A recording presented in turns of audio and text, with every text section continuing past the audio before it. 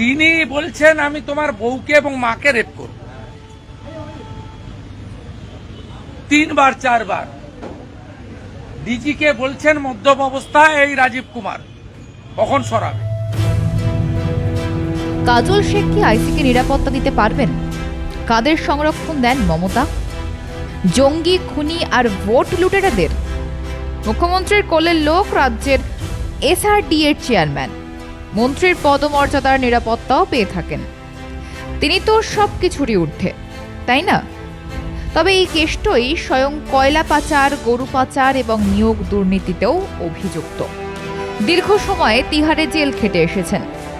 এক অডিও কলে পুলিশকে 4 থেকে 5 বার স্ত্রী মাকে ধর্ষণের হুমকি দিয়েছেন।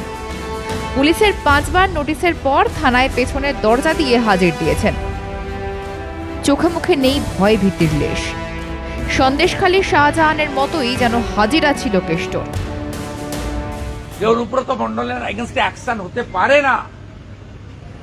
উনি মমতা ব্যানার্জির কোলের লোক। অ্যাকশন হবে আইসির বিরুদ্ধে, এবং কাজল বাবু আইসিকে প্রোটেকশন দিতে পারবেন না, যতই ছোট বাবুকে ধরে রাখুন।